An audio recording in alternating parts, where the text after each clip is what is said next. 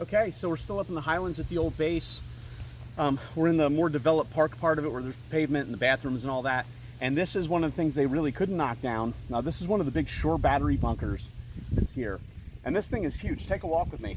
We'll check it out. I don't think you can go inside the bunker itself. There's entrances off on the sides. It looks like they got that gated off.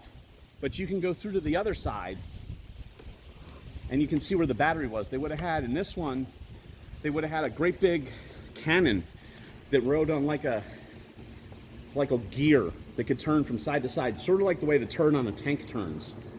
And they would have had these trees cut down. They would have had these trees cut down so you could see out to the water. Here's kind of an explanation of what it was. There's the gun that would have been here. You can see that's a pretty good sized cannon. This is what remains, is the bunker. This would have been what they call a magazine, so they would have stored projectiles. Oh, we gotta get Kirai going. Oops. Come here. Kirai had a little friend that came by. Come here. Come here.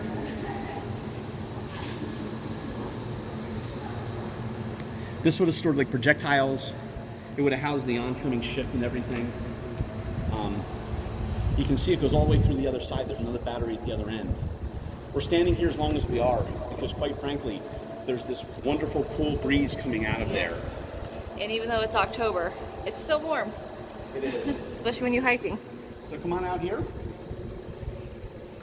And this is where the gun would have been. You can see the track and the ground it would have run on so it could turn. Here would have been all these anchor points for various hoists to hoist the ammunition bags and just move things around. And there was one of these at each end. It was a twin gun. So you would have had one of these at each end of this bunker looking out over the ocean, basically ready to do battle against any Axis, really German warship or submarine that could come within range. Because again, they were worried about the Germans either shelling or sinking ships off the coast or even trying to invade at some point. So they wanted to be prepared, and it was emplacements like this that prevented all that from happening. That kept America safe during the World War II. This was built in 1942, as was the other one at the other end, and it would have served throughout the end of the war. We'll come out here. We'll take a look at it from the front, kind of the business end of things. Again, the guns are long gone, but everything else remains.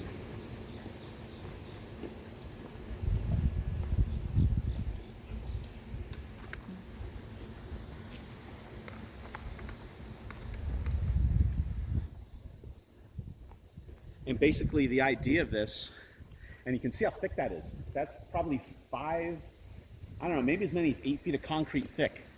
And it's reinforced, it's gonna be really, really strong. And the gun would be kind of hidden in here. It's set back from the edge of the hill, so you wouldn't be able to see it from out to sea. So the ships that were being shelled, if they had to do it, they never would have seen where it came from. And even if they started just randomly shooting back with their guns, this was hard enough that it could have taken quite a few hits to the roof of the bunker and all that without doing any real damage to anything. So it was really built to withstand a lot of punishment. It never had to be used. It was manned and they were ready, but it was never needed, which is really a good thing, yeah. And then after that, it went over to the Air Force. When the Air Force was formed, it became the Nike Missile Base. I remember, again, when I was a kid, back in the 80s, I would come up here with my friends. We could get through the fence. It was abandoned, and we'd do some urban exploring. And all of this out here past where the batteries are, there were buildings out here. There was a school here. It was like a town. Like, people had lived here for a couple of decades, and they were all military personnel. There was officer housing. There was a nightclub. There was all that stuff. It was all abandoned. It's all long gone. Kind of a shame. Gone. Yeah, it is kind of a shame. What they did in that period was they took these gun bunkers and they made them basically fallout shelters for the staff. I remember you'd come here and it would have stenciled on the wall in kind of old flaking paint. It would say it could accommodate this many persons. And they would have had supplies and stuff in here in case World War III came with the Russians, the Soviets. Those folks would have had a place to shelter. So very cool. We're gonna go around to the other side. We'll be right back with you. Just wanted to show you this real quick before we move on. Just wanted to show real quick. We're walking down the trail, and lo and behold, as he was talking about how the guns have been taken, and then we're walking down, surprise! There's a gun. So we're heading over that direction. Okay, super cool. Looks like they re-emplaced one of the guns just for historic purposes. So this would have been what would have been here. It's obviously non-functional and the turntable's gone. But as you can see, this is a pretty substantial cannon. I don't know how big this is. You know, this looks like a 16-inch naval gun, like what a battleship would have. So this thing can fling a projectile at like 20 or 30 miles maybe, and it would have a heck of a lot of bang when it got there. This is really, really cool that they put this back. That way we all get to see it. I can remember that these had been gone.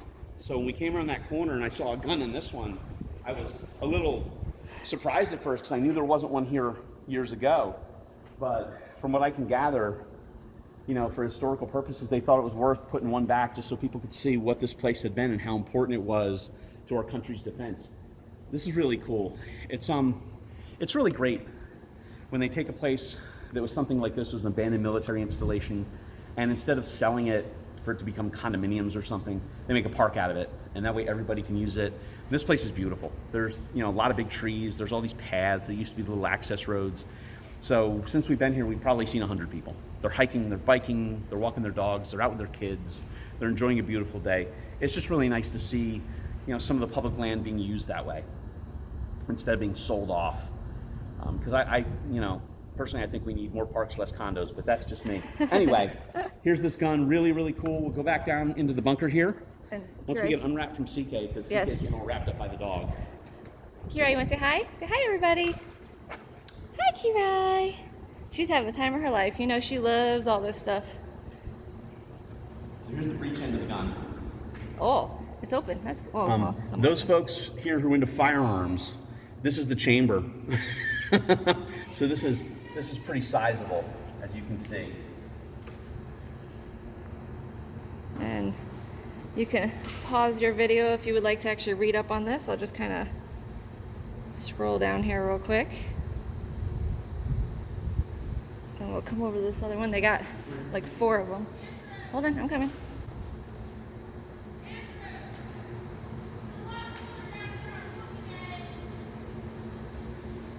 All right, now we'll walk over to the other ones.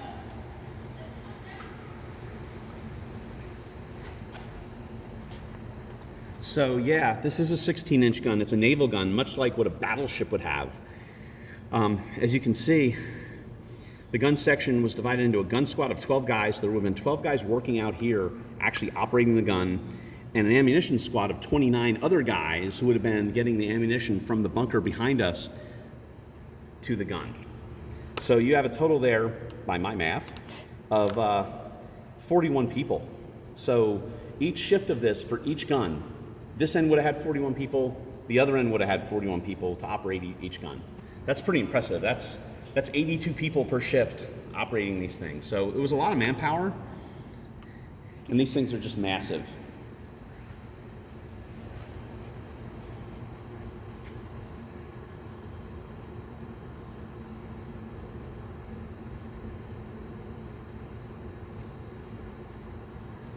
All right.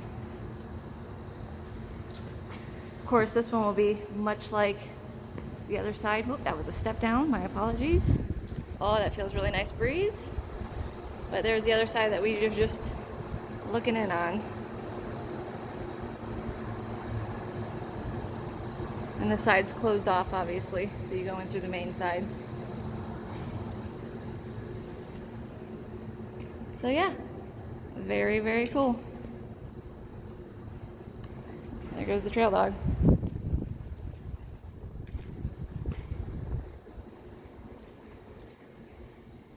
Hey, stand right. Okay, so that's us up at the Short Batteries and the old Air Force Base up in Highlands. Hope you guys enjoyed the little tour of the bunkers, the trails. Really cool place. You get up this way, go ahead and check it out. Thanks.